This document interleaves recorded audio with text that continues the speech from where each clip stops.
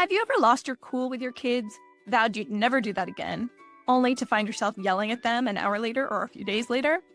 Yeah, that's happened to me too. How about this? Have you ever found yourself lying awake at night wondering if you're doing the right thing or if you made the right decision for your child or if you just totally screwed up their life? Sounds like me too. Well, I want you to know you are not alone. This is what happens to all good parents. But as a child psychiatrist and mother of two, it's my goal as the parent doctor to help you find some useful answers about how you can prevent these things from happening and have each day be better than the last. After all, we all are striving to have a trusting, connected relationship with our kids, and we all want to launch kids who are ready to be adults in this great big world. Parenting is not just about raising successful kids, it's about raising ourselves, mastering our own emotion regulation, breaking cycles, and creating a home and life filled with love, resilience, and connection. If this resonates with you, please join me in the Empowered Parent Club. Follow, rate, and share this podcast with anyone that you know who would benefit from it. Let's get started. Hello, everyone. I'm very excited to present today's episode. I'm talking with my friend who is a pediatrician in Florida. Her name is Dr. Jennyfer Uzor, and we are discussing together everything that parents need to know about mental health screenings that happen in pediatrician and primary care doctors' offices from the age of about 12 and up, and how this is addressed in various settings, how she does it as a private practice pediatrician, how I know various clinics in more institutionalized settings process these, inquiries, and then what happens if your child answers positively, particularly about depression screening or suicidality screening. So this is a topic that you may want to listen to this episode with your child, especially if you have an older teen.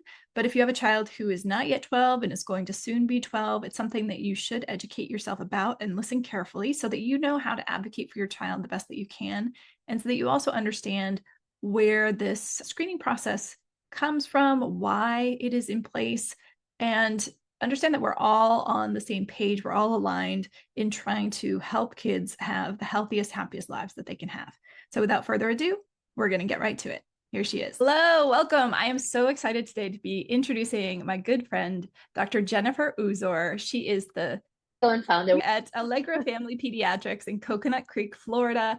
Tell me a little bit about this, because this is your passion project, I know. So I should tell everyone. So Jennyfer and I met because we're both physicians who have entrepreneurial mindsets.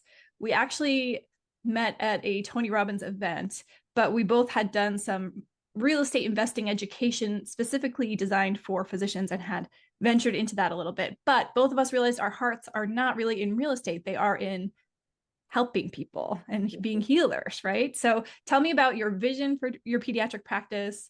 It looks so beautiful, and I love what you're doing on socials. Everyone, you can follow her at Allegra Family Pediatrics on Instagram and on Facebook, and her website is allegrafamilypediatrics.com. She is licensed in the state of Florida. They are accepting new patients, and they do telehealth and in-person services. But tell me a little bit about your clinic and your vision for what this is going to grow to become. Thank you so much, my love. It's such a pleasure being here with you. It was love at first sight with you. So I'm so happy they were able to maintain this friendship. And also, I'm always asking you questions and using your knowledge. So it's an honor for me to be here in your podcast. So basically, Allegra Family Pediatrics came to be after I realized that corporate medicine, the way I was practicing, wasn't aligning with what I really wanted to be. I wanted to be a healer. I wanted to be a primary care pediatrician, the ones that knows their patient, the one that have time, the one that answer questions, that type of regular traditional medicine that I signed up to do. And then I found myself okay, this is not the medicine I wanted to practice. I was about to leave it all together. And that's when I started venturing in the real estate investment and other things, which I still do. And it's amazing, but it wasn't actually my ikigai. It wasn't my calling. It wasn't what I wake up that made me happy. So when I was in the verge of retirement, my husband suggested, why don't you just open your own? And that's when Allegra Family Pediatrics came to be. Allegra is happiness in Italian. And that's what this is for me. Pediatrics medicine, especially pediatrics. I mean, if I wasn't a pediatrician, I don't think I would be able to be anything else. It's happiness. It's what I wake up every day, and I thank God that even with the adversities, I still love it. It's my strong why. So I decided to create an environment, beautiful, cozy, non-corporate, accessible, where the parents have that. And I want to become the new norm for medicine. I don't want to be the exception. I don't want to be the, oh my God, that practice is, she's like the only one, like the only doctor there. No, I want to be the norm. I want to bring back that beauty of medicine that has been lost with corporate medicine and with just running this like a plain and simple business. Healing has nothing to do with just doing only a business part of it. It's humans, it's children. So that's Yes. Allegra is a whole brand. So it's a lot to it, but I'm excited that doing this journey. I love what you're doing. I mean, I really think you are raising the standard of medical care and the expectations. And I totally agree with you. Yeah, I think pediatricians do a better job than many physicians do, but still, medicine as a whole, I think, is lagging behind when it comes to creating an experience that's really an experience that people want to have. It's more like you're sick, so you have to go to the doctor, right? So it doesn't need to be a pretty space or, a well-tended space, and the people don't have to be super friendly. And so a lot of clinics are just kind of bare bones, sparse, not cared for, not updated, and the people behind the desk might be a little grumpy. And so I love that you're building a place where people would really want to go there. Yeah. And want to interact with you. And I think we're very aligned in that our passions are about kids and families and helping them have the healthiest lives that they can have and the happiest lives that they can have. And you go about that in a very holistic way with your pediatric practice. I'm focused more on their mental health, but I think that those things come together very nicely. And I'm really looking forward to our conversation today. So for everyone listening, Jennyfer and I have been picking our brains about what would be the topic we could talk about that would be of most interest to parents. And we've come up with this idea that is related to a conversation I had a few weeks ago with Siobhan Naidu about the book Bad Therapy by Abigail Schreier. And that is kind of what do parents need to understand about how pediatricians screen for mental health problems and what happens to families and to kids if something does come up? Because I think most people don't know, and even sometimes some pediatricians don't understand what happens if something comes up in a visit and then you refer that child to the emergency room or for a more acute psychiatric assessment. And every seat is different, so I can't speak to every possible scenario. But I think in general terms, we can talk this through and give parents and any kids who are listening information about like what would happen if you found yourself in a situation where you really needed help because your mental health was in a scary place. Are you a parent who wants to read all the parenting books and you have maybe a growing list or stack on your nightstand, but somehow you just never seem to find the time to get to them? If so, I totally relate to you, and I want you to know I'm here to help. Every month on the third Wednesday, I read, summarize, and present a parenting book that I have chosen that I think is a great one. And I do this via Zoom. If you'd like to get into the Empowered Parent Book Club, go to theparentdoctor.com/book club. This is totally free. It's a public service that I provide. And everyone who signs up gets access not just to the replay in case they can't make it to the live Zoom, but also to an actionable PDF that I create custom for each book that we read. So I would love to have you. This is a growing community now of over 200 members. These are like-minded, engaged, energized, supported parents who want to be more empowered for the sake of their kids. If you'd like to join us, again, please go to theparentdoctor.com/book club. See you there. So let's talk about you have, thankfully, like the autonomy as a private practice physician with your own business to decide how you're going to screen kids for mental health problems. So in what visits do you do this? At what age do you do it? And how do you do it? Can you talk about that a little bit? Yes, so basically I do the screenings on the well child visit because those are the visits where you're holistically like analyzing and screening the kid for everything, right? But in my opinion, this is a very delicate subject. And I have had a lot of good results by screening children because I have found a lot of situations. So for example, the instrument that I use is the PHQ-9, which is the regular screening for depression, right? Another, like I also assess for drug use, alcohol abuse, the craft, the cage, all of that. But mainly for assessing for mental health as a whole is the PHQ-9, because that's the one that can give you the scoring for depression. Basically, in my particular case, I hand the questionnaire to the patient in a paper form. sometimes I believe like clicking things I have everything in my office is paperless, except for the screening test for behavioral and mental health. The reason is because when you are writing something out, you are more intentional. It's easy to click something and hit next and then just put whatever. And that's why I do it in paper. And I know it's archaic, but it works because I take actual truth from the teenagers. I do inform the parents that I'm conducting a depression screening on their kids. I do not ask for consent because here, at least in Florida, from the age 12 and above, really, I start screening from age 12 and above. But from 13 and above, the patient have autonomy and privacy again with their mental health and sexual records, right? Yes. I do politely inform the parents that I am going to give them that. And they're feeling a lot, like I treat it like a regular paper, the kids filling it out, just without thinking about it, because I want real, raw responses. So once the kid give me that form, I look at it, and then I tell them I'm going to discuss these results. And I ask the patient, can we keep the parents in the room? Would that be okay? I always encourage the parents to be in the room. I know they have the right to privacy. I know that I can conduct this without them, but I believe that I prefer the parents in the room. There are certain occasions that there's a kid that have absolutely no suspicions of anything. And by doing that screening, I have like a positive screening for depression that merits an urgent referral to the ER. I don't blindside the kids. I analyze the screening with them. And I tell them from the very beginning, this is confidential. It's going to be kept confidential. There's only two things that I cannot keep confidential. If you want to harm yourself or you want to harm someone, because I need to protect you. And then when I get a positive response, something that merits an acute visit, let's say they are actively suicidal or they like they having hearing voices or seeing things, that merits an urgent referral to the ER. I actually refer them, but I speak to them, I talk to them, I explain what's going to happen. And I tell them I have no choice, that this is the only choice I have because I want to save their life. Yeah. So I have a question about the way you described that. So at a well child visit with a kid 12 and up, you would have them in the room with the parent there.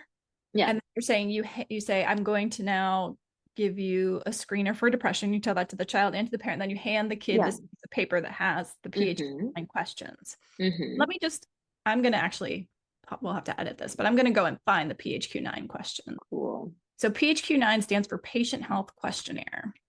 I'll include a link to this in the show notes for everyone to review, but the 9 questions in the PHQ-9, you answer each one as not at all, which is scored a 0, several days in the last 2 weeks, more than half the days in the last 2 weeks, or nearly every day in the last 2 weeks. So several days is 1, more than half the days is 2, and nearly every day is 3. And then a positive screen would be basically if there are 5 answers, one of which is in the first 2 questions that are in the shaded section, which is basically a 2 or a 3 for questions 1 through 8, or a 1, 2, or 3 for question 9, because question 9 is about thoughts of hurting yourself. So the first question is little interest or pleasure in doing things. The second question is feeling down, depressed, or hopeless. The third is about asleep. So have you had trouble falling asleep, staying asleep, or sleeping too much? The fourth is feeling tired or having little energy. The fifth is poor appetite or overeating. The sixth is feeling bad about yourself, or that you're a failure, or that you've let yourself or your family down. The seventh is trouble concentrating. The eighth is moving or speaking slowly, or the opposite, being so fidgety and hyperactive that you move around more than usual. And the ninth is questions about whether you feel you'd be better off dead or thoughts of hurting yourself. So it doesn't use the word suicide anywhere. No. So you're saying you hand this to the child, they fill it out. I love that you do it on paper and not on an iPad. I feel like it's just more, I totally agree. When we write on a piece of paper, we pause and we read and you're intentional. Like you're actually writing something. You need to think and coordinate the effort to write and think. So as I'm sure we'll address in a minute, like we were discussing how these screening questions, when they're used at their worst, are really just kind of a cover your butt kind of situation, which is like just someone's going to hand you the iPad, you answer it, and no one's even in the room with you. That's not how they're meant to be done. But Yeah. to have someone who cares about you to be like, I need to ask you these questions to make sure you're safe, which is what you're conveying, that opens the conversation. And then the parent is still in the room. So you're saying you then ask permission from the child to be able to Yes. share these results with the parent. Yes, I do. So I love the way that you do that. And I think that's extremely inclusive. The book, Bad Therapy, the experience that author Abigail Schreier had with her child was totally different. So she recounts that it was, I think, if I'm remembering correctly, her 12-year-old son had come back from travel or camp and had a stomach ache. So they went to the pediatrician about the stomach ache to make sure he was okay. And in the process, someone who wasn't the physician said, oh, you need to leave the room because I need to administer the mental health screening, and gave the child the PHQ-9, or actually I think they gave the child the CSSRS, which stands for the Columbia Suicide Safety Rating Scale, which has different questions. So that is the version that we used at Kaiser when I worked at Kaiser too. And when I talked to my friend Shivana Naidu, they used the CRS. I don't use it. I don't think I've never used it. So it's, again, I think when administrators and corporate medicine are making decisions on like, how do we find the needle in the haystack? Like, how do we find the really suicidal kids and do what we need to do to keep them safe? This is a more direct way to get there.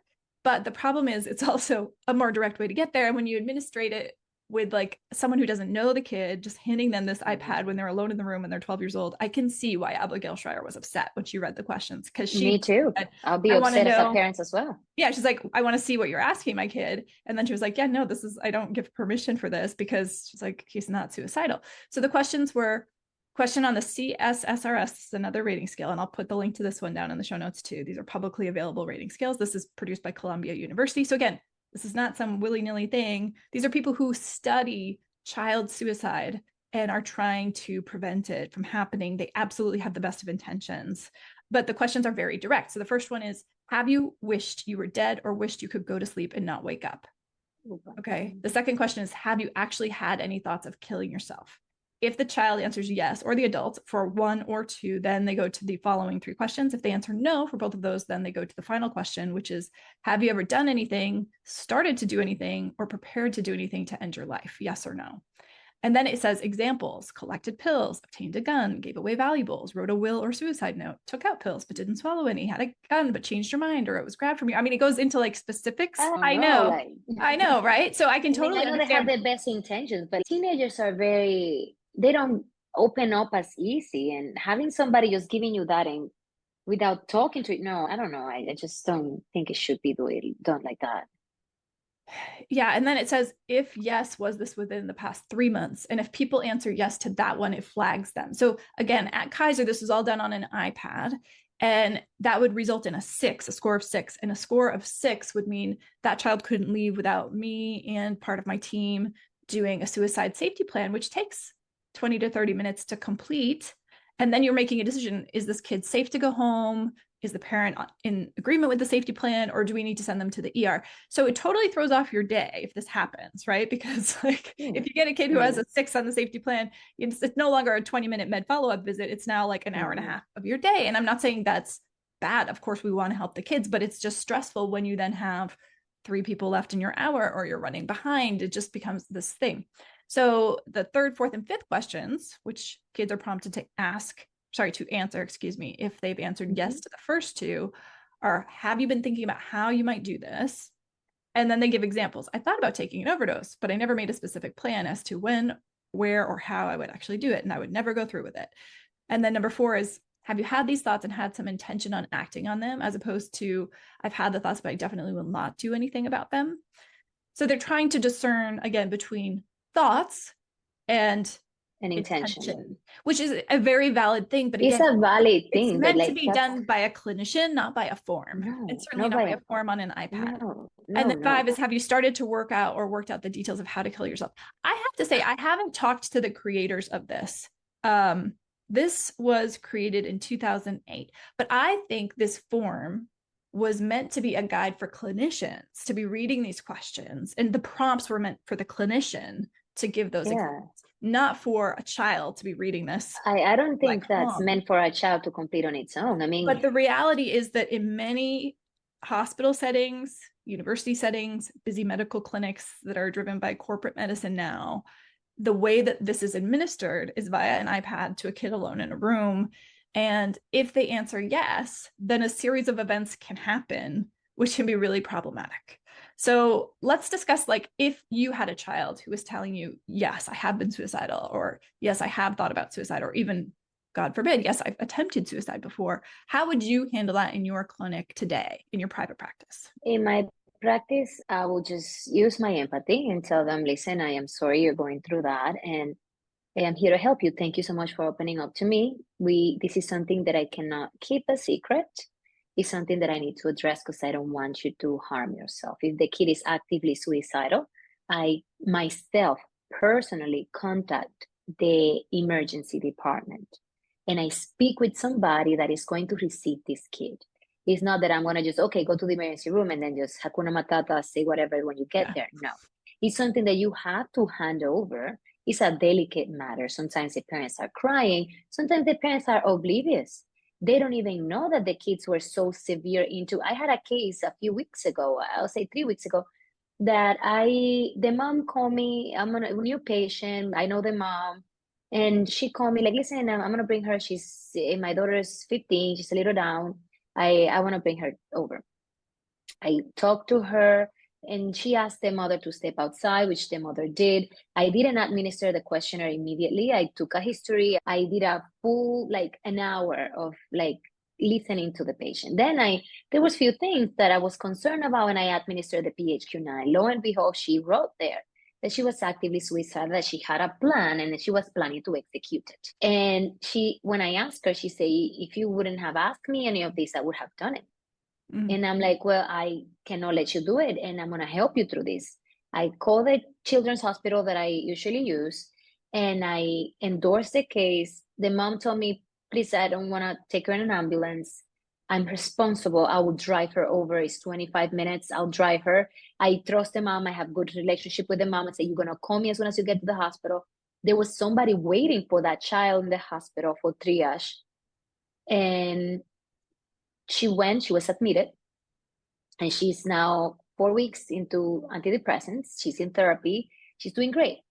That's wonderful. So the mother was like, oh my God, she had no idea whatsoever. The mother has absolutely no clue that the kid was depressed. She was functioning at a capacity. I guess she was masking or she was trying to compensate and she was doing good in school. She was the same. But yeah, it was very dramatic, that encounter. Yeah. Thank you so much for sharing that encounter. And I think that illustrates the importance of doing this screening. So again, we were talking before we started recording today about the fact that the intention is good because we don't want to miss, like that kid would be easy to miss if you didn't have a systematic way during an evaluation. You know, if this is a child who's doing well in school, in a good family, like doesn't have any obvious symptoms, it would be very easy to ride through that. Be like, hey, great to see you, especially if you've known this kid and like, you know, they're thriving on the surface. It looks like everything's great. And we now know, I don't know the socioeconomic status of this kid, but I've been talking a lot in my book clubs this year about the risk factors are high for kids who are high functioning in wealthy, well-to-do families. Like those kids are also killing themselves at very high numbers. A very high number. We had in my neighborhood, which is a very affluent neighborhood of South Florida, 2 suicides in a high school level. One in the major high school. I'm in a small town. One in the major high school and one in the middle school. Oh, I'm so sorry to hear So that. yeah, it's yeah, tough. and I'm so it's passionate about tough. this. Dr. Naidu is too. I mean, that should never happen, right? And like just to imagine that mother, that family, like they had no clue, right? So even though it's horrible to learn this, my goodness, wouldn't you rather know than the possible other outcome?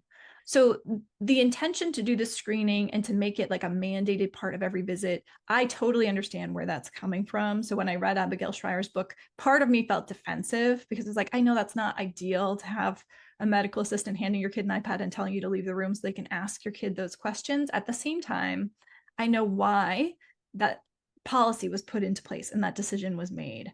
So it kind of becomes this question of, is it better to have it be administered in a less than ideal way, but administered very consistently to every child so you catch the ones who might be otherwise missed? Or is that so detrimental to the kids who aren't having any of those thoughts to read a questionnaire like the one I just read, which gives you all these examples of like, and all these bring ideas. out the pill and all these ideas. Like, Yeah. Which was Abigail Schreier's point. Like, why would you be giving these ideas of how to kill yourself to a kid? I get it. And I don't think you can suggest that someone be suicidal if they haven't had those thoughts. It just doesn't work that way. But at the same time, kids are kids and they're impressionable. They're impressionable, and adolescents in general have bigger emotions and more difficulty handling those emotions because they don't have developed prefrontal cortices and everything. So like just planting that little seed of, yeah, you can take pills to end your life. I agree. It's not a good idea. We shouldn't be doing that. That's why I've never used that questionnaire. I don't know that questionnaire, so I cannot, the intentions behind it must be amazing. It's also in the delivery and in the interpretation. For example, when I'm doing the PHQ-9, there's a few questions about sleep and about appetite and about these teenagers are always like tired. They're always hungry, or those I take with a grain of salt. Right. Yeah. Now, okay, fine. You're not sleeping. I ask you, you're not sleeping too. You're not sleeping well. Why? Is it, because I finished to play Call of Duty 2 in the morning, and then I had to wake up. But then I'm like, yeah, no, that's not it. It's just like depression. You're in the phone playing, and I know because you know the kid, you talk to the kid. Yeah. If it's like kids are just so funny. They start clicking things just to see what happens. Yes. So, and I see them in my office, like when I ask them, so when I tell you that you have like trouble concentrating on things, it's like regular things, trivial things. Oh no, my algebra homework, and I'm like, okay, come on, I don't know algebra either. Like, give me I click it all the time. So you need to do it as a clinician. You yourself have to interpret it with the child, with the patient. So that with the lingo is a little bit scary, that other tool. Maybe that was supposed to be something for not public consumption, maybe something to guide a doctor to ask this question in a very subtle way that you don't have to actually express it. Those prompts were there to help the clinician assessing a child to, if they're saying, yes, I've thought about this, you could say, tell me more about it. And then they give you those examples. So, of course, trying to help someone describe something. It's like, have you thought about like the ways or whatever, and again, it's helping the clinician understand the point of this question is to discern ideation versus intention. And I agree. It's good. It's a very good tool. One kid that loses his life to suicide is one too many. Yes. But like, I still understand that part of that author, that I would be flabbergasted if somebody's asking my kid if she wants, like, I have a very creative kid. If you put ideas in her head, like, she would just elaborate on them just to elaborate. So I agree. This should be something more cautious and something done in a routine exam with the parent aware. I don't think it should be like, oh, I have belly pain, you want to kill yourself for that? No, I think it's not. It's a good tool, but I think it's not done appropriately, and then it's not useful when you just throw it out there and just want to catch whatever. You put a white net and throw it and see what comes. That's not the aim of a good screening test. Right. But I think what's helpful, what we should be emphasizing to parents who might be still listening, is know that from age 12 and up, I think in most states, it's quite likely that when your child goes to the doctor for a well-child visit, they're going to be asked in some capacity questions that do ask about their mental health, about suicidality, about substance abuse, about whether anyone's threatening them or hurting them, because those are generally the screening questions that are asked. But what we as parents don't know is that we have the right, and we should be asking the clinician that we're bringing our child to, how do you go about this? You can say, I know at this age and throughout adolescence, you're going to be screening my child for their mental health. And I appreciate that, but I'm curious, can you tell me more about it? And I think it's absolutely within a parent's rights to call the clinic and ask, how do you do this? And to be sure that you're in agreement with it, because there are many different ways. Even my pediatrician, whom I love, my son just turned 12. So we went for his, it wasn't even, well, maybe it was a well child visit. It was just like, before the school physical visit. And in the waiting room, they gave us some paper questionnaires, one of which was the PHQ-9. And so he was like, oh, trying to answer this thing. He's like, this, I don't know, just because it's like rarely sometimes, he was like, which one should I answer, And he's thankfully not depressed, and we have a very good relationship. I would know, and I would, of course, as a child psychiatrist, be bringing him for evaluation if I was at all concerned about him. But It's tough, right? Because so many parents don't know what they don't know, and you don't know Yeah. what your child's going to be asked. You're not a mental health expert. You don't know what these questionnaires are. I think 95% plus of parents have never heard of the PHQ-9 or Yeah. the CSSRS, right? So then to have your child, it would feel like an invasion of your privacy and kind of a piercing into your family dynamic, I think, to have a stranger administering these questions. Yeah. That's why I believe it shouldn't be a stranger. It should be your children pediatrician. Mm-hmm. And also, if the parents are the best advocate for their children, you cannot administer a vaccine without a parent consenting. Although the PHQ-9 it's a screening tool and the kids have the right of privacy, I believe the parents are okay to decline. If I wouldn't advise it, I wouldn't at all advise her because I have discovered severe depression, moderate depression, mild depression that have been able to help with therapy if referring to an outpatient therapist. So I don't believe the parents should decline. I mean, if at all possibility, if you can get your kid's screen, please allow so. Mm-hmm. But they can ask questions. I don't mind that a parent asks me, so what are you going to ask him? What is the meaning of this? What are you going to do with the result? Like, I'll be thrilled if that's the case because I love parents getting into the care of their children. Yeah. I'm pretty sure a pediatrician that has to see 4 or 5 patients an hour won't be very thrilled about it because they go in and out and that's it. Yeah. And that's why it's not effective. And that method doesn't work. Yeah. If you want to do real like care. Yeah. Is that realistic? Like 20-minute appointments? No, actually 15-minute appointments or 10-minute appointments. Like, No, that's not realistic. Know? That's not realistic. When you talk to other pediatricians who are working in kind of more corporate, well, in corporate medicine, they schedule like 15-minute slots for kids. Yeah, which is crazy. It's ridiculous. That's just something that is weird. I can't. Yeah, I can't stomach it. Mm-mm. I know that's why you have always been on your own and will continue to be on your own. And that's why I'm on my own too. But it's also, you can understand in a system where, again, this is me getting on my soapbox about our problems in our healthcare system, but where we have these not aligned goals. Like on the insurance side, it's to provide care for the most people they can, because those are the people paying the premiums in the way that costs the least. And then on the medical side, it's to provide those contracts to the insurers and to do the fewest tests and the fewest clinical hours and everything that it takes to deliver that.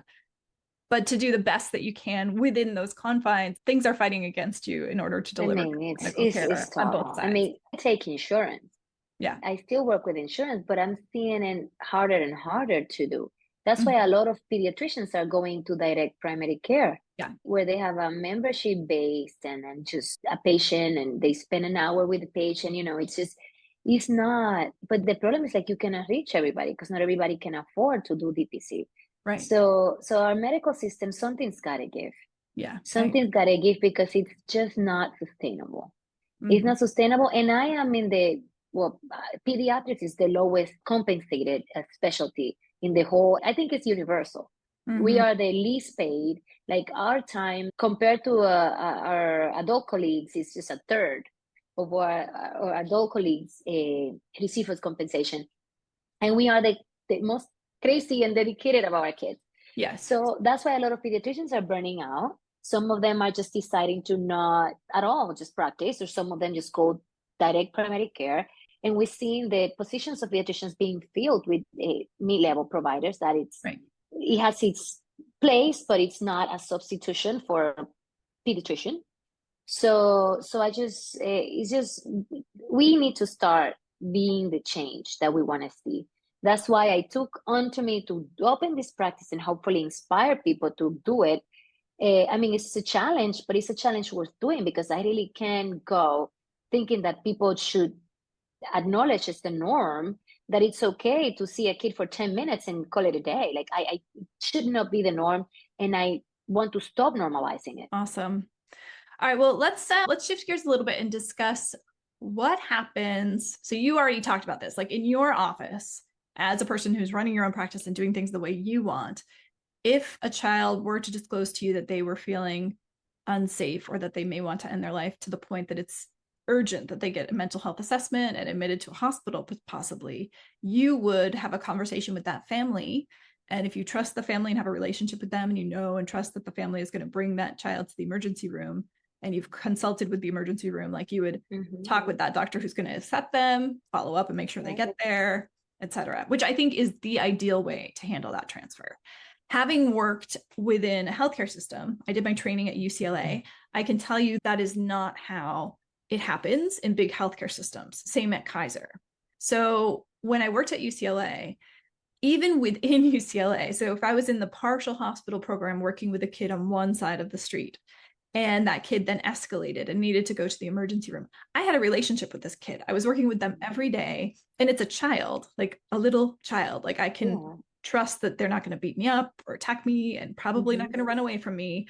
But the liability in the systems level would not permit me to walk across the street with that child, go to the emergency room with them, and talk to the physicians in the emergency room about why we were bringing the child for admission, and consult with my colleagues who were working in the emergency room. Instead, we had to call, I had to place them on a psychiatric hold, which is a legal process here in California where you're now being like detained for involuntary assessment. Well, you're so vulnerable and in pain. Right. And then police have to come and bring the child, sometimes in handcuffs, to their car, again, because of their liability, bring them to the emergency room. It was just so messed up. And I had no power to do anything about it. All I could do was explain to the kid beforehand, look, this is what's going to happen. I know it's crazy, but it's just because people want to make sure that you get there safely. Do you want me to come with you? And then I would walk to the car, but I couldn't get in the car. And then I would walk across the street and meet them in the emergency room. But it's just tough because the system wouldn't let me make the reasonable decision that you're allowed to make as a practitioner. You're basically taking on additional liability when you say to that mom, I'm trusting you to take your kid to the ER right now. She could decide not to. She could decide not to, but then in that end, I am absolutely okay to call the police. Yes, exactly. Because the thing is, like, for example, this a few things that it goes into my mind when I'm making that decision in a matter of minutes. First, I always remain calm and supportive. I always see it from the perspective of that teenager that doesn't know what to expect, and it's fearful. He just disclosed something. It's making everybody go crazy. You need to be that voice of reason in the midst of the chaos. Sometimes nobody even know what to expect. I assess the level of risk. I don't do the CSSRS. I don't do that one. So my assessment of risk is just very limited in terms, you're suicidal right now? Yes, no? That's it. I don't have a level like no, right? Like I'm worried that even if it doesn't have a plan for like ideation versus no, I don't. I just know you're suicidal, you're going. I don't have time to assess in that capacity. You engage the family, you inform the caregiver what you're going to do, you provide emotional support, you communicate with the emergency room. If I see a lack of reliability or hesitancy from the parents, I tell them, I'm sorry, but I have to call either the emergency crisis center to come to the office. That never happens because they're never available. Or I have to call the ambulance and send him in ambulance to the hospital. That's a call that I make, because depending on how I see the family structure, like I am not at all confident that mom is going to drive to the emergency room, then I call the ambulance. Yeah. Or it's a child that is agitated, that it's showing signs and symptoms of losing control, that is anger, I call immediately the emergency room for a transfer in an ambulance. Yeah. So that's something I take that liability based on my criteria. Yeah. But I make that decision because it's on me. Yeah. And when someone is working within a healthcare system, even if that example I just gave when I was a resident, right? If it had been my call, I wouldn't have taken this little kid and made them go with police in a car across the street. I would have just walked them maybe with one of the nurses who knows the child as well. Together, we could have gotten that kid over there. I have no doubt we would have been able to get that child safely. But the way it was explained to me by my attending when I protested was like, yeah, but what if he bolts on the street and gets hit by a car? It's just a liability. It's safer this way. What about the kid's experience? I mean, safety is very, it's variable, because what about his trust? Mm-hmm. What about what it does to the trust he won't trust a physician ever again to come out saying anything. Yeah. Yeah, we do the best that we can in those tough Yeah. situations. And then Yeah.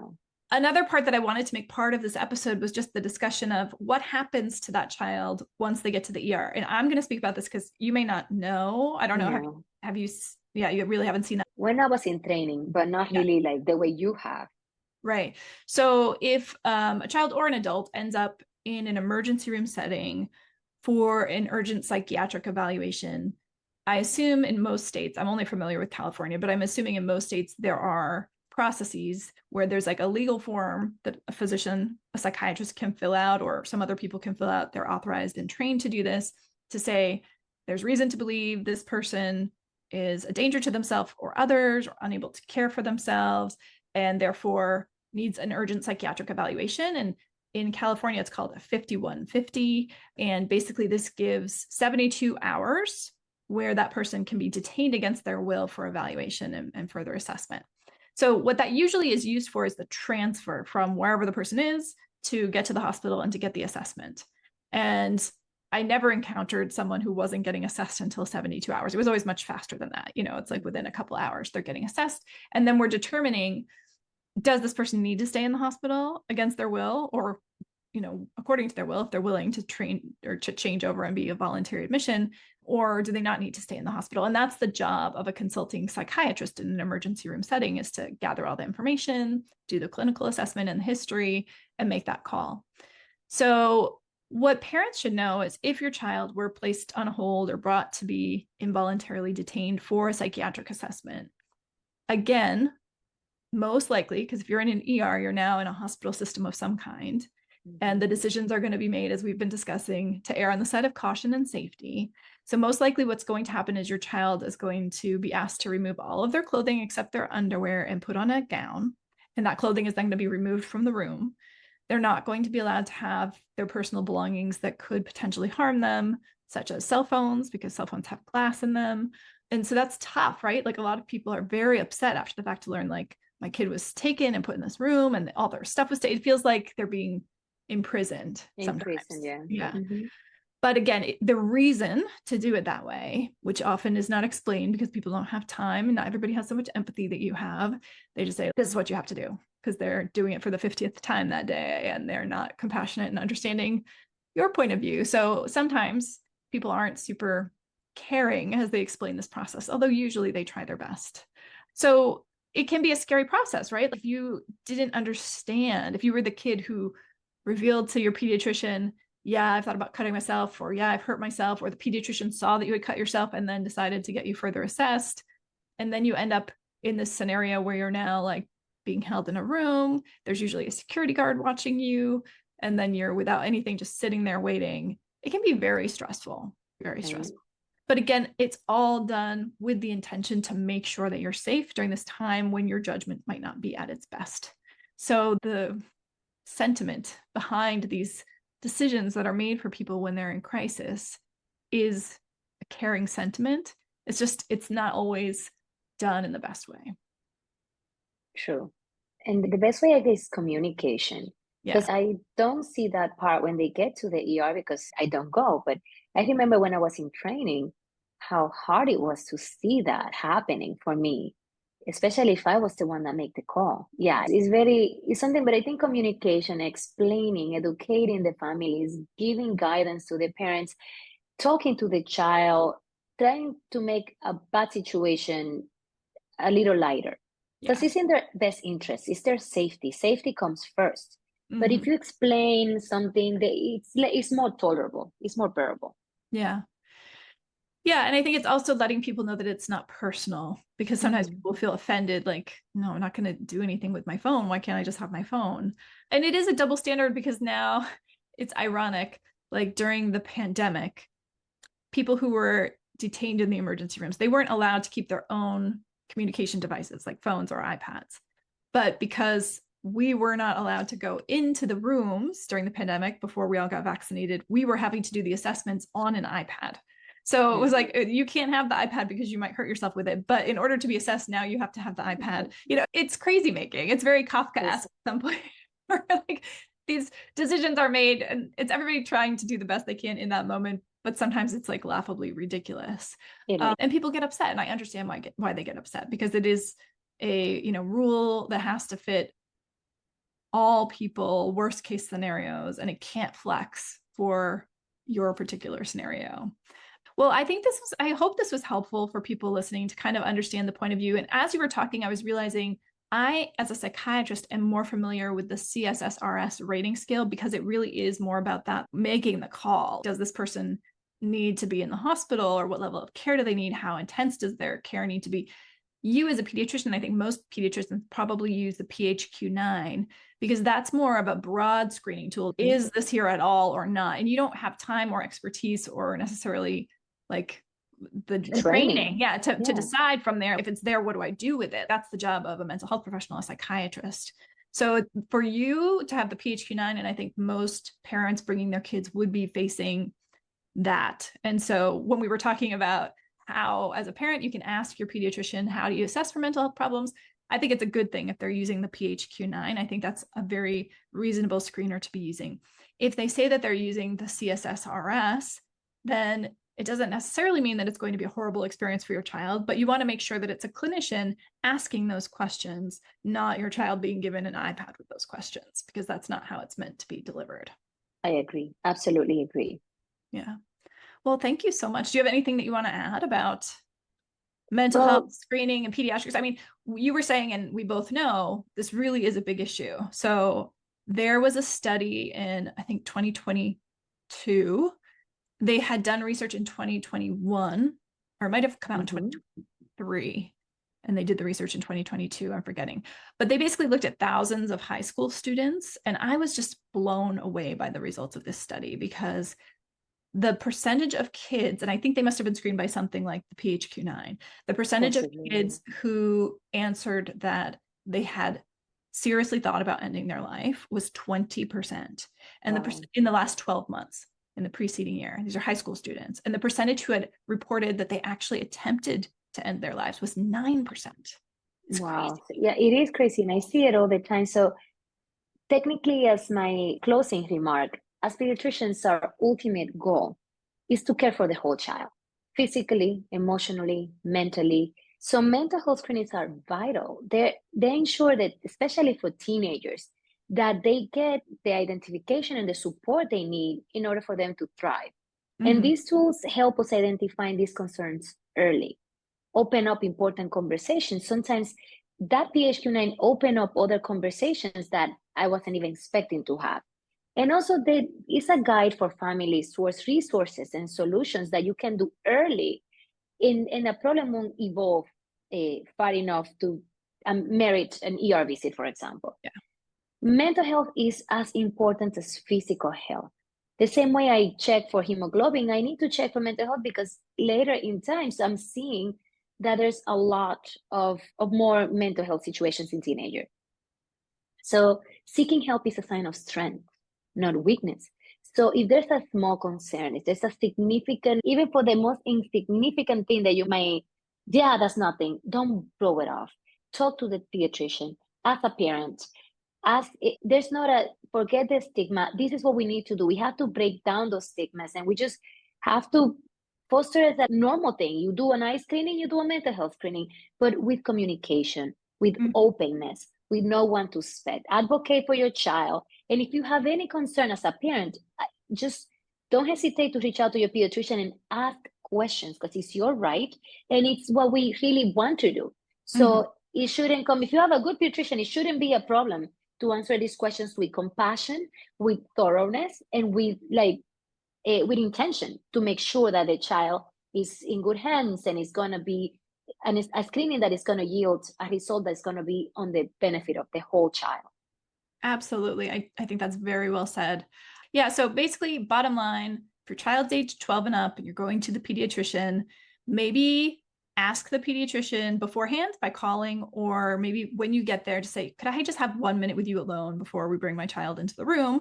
And then just bring up this issue of, I know you're going to do mental health screening. Could you just tell me quickly how you do it? Because I want to make sure that it's done thoroughly, but also with care and attention to the sensitive nature of this topic, and then see how they answer that. Because I totally agree. I think the best doctors are not going to be upset with any parent asking those questions, because we all have the same aligned goal, and that is for kids to be the healthiest, happiest kids that they can be.